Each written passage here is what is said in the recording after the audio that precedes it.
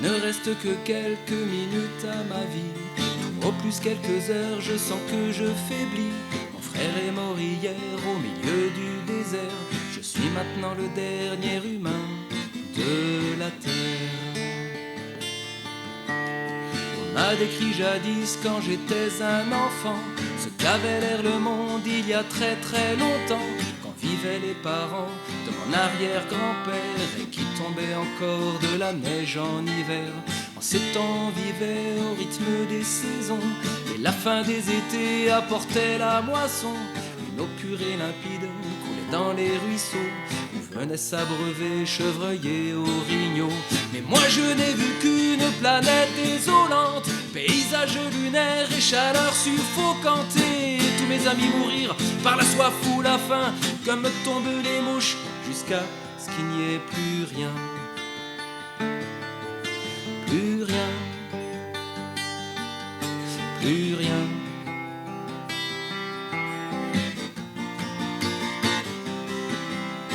Il ne reste que quelques minutes à ma vie, ou au plus quelques heures, je sens que je faiblis. Mon frère est mort hier au milieu du désert. Je suis maintenant le dernier humain de la terre. Tout ça a commencé il y a plusieurs années, alors que mes ancêtres étaient obnubilés par des bouts de papier que l'on appelait argent, qui rendèrent certains hommes vraiment riches et puissants. Et ces nouveaux dieux, ne reculant devant rien, étaient prêts à tout pour arriver à leur fin.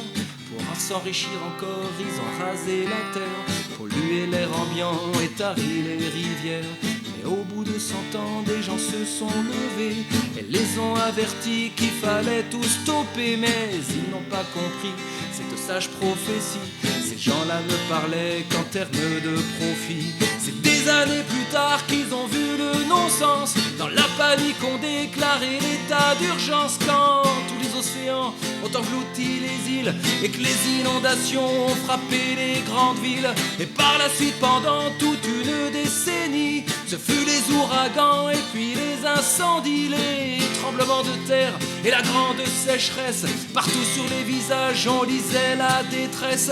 Les gens ont dû se battre contre des pandémies, décimés par millions par d'atroces maladies. Puis les autres sont morts par la soif ou la faim, comme tombent les mouches, jusqu'à ce qu'il n'y ait plus rien. Plus rien. Plus rien.